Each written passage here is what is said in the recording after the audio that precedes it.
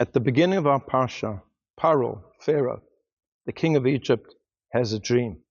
And in the dream, he's standing by the river Nile, and there emerges from the river Nile 7 cows, very healthy, very fat, and they're grazing. And then after them come 7 very, very lean, emaciated cows, and they gobble up the first 7 cows. And he sees a similar dream when it comes to wheat, that there are these sheaves of wheat, and they look very, very healthy.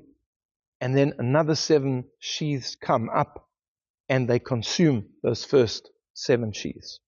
And he's bothered by this dream, and he calls in all of the wise people of Egypt, and they're not able to interpret the dream.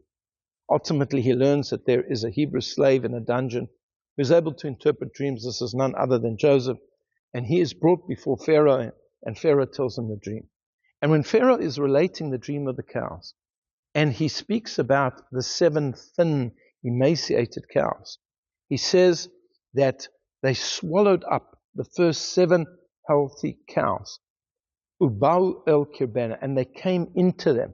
Bau el kirbena. But you couldn't tell, if you looked at them, you couldn't tell that they had consumed those first 7 cows whatsoever. They were just as emaciated as before. You couldn't even tell.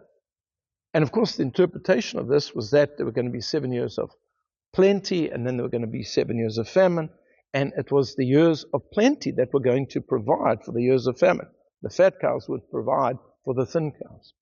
But what does it mean when Pharaoh said, I looked at these cows, and they were emaciated, and they gobbled up, they swallowed the first 7 cows, and you couldn't even tell that they had swallowed them up. There was no difference whatsoever.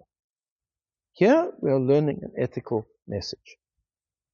The thin cows are people who are lacking wisdom, lacking information, lacking Torah wisdom. And they go and they listen to lectures, to shiurim, they read books, and they may even do this for a long time. But they are unchanged. There's no change to them. When you look at them, it doesn't look as if they are different whatsoever. They've listened to a lot of Torah, but the Torah has not changed them at all. They are just as boorish, they are just as ignorant, sometimes they're just as nasty and cruel as they were before. How is this possible?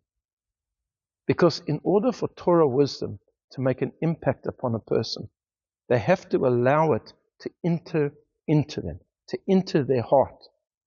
As the Talmud says, you just have to make a small little opening in your heart, and Hashem will widen it, like the entrance to the temple, which was extremely wide.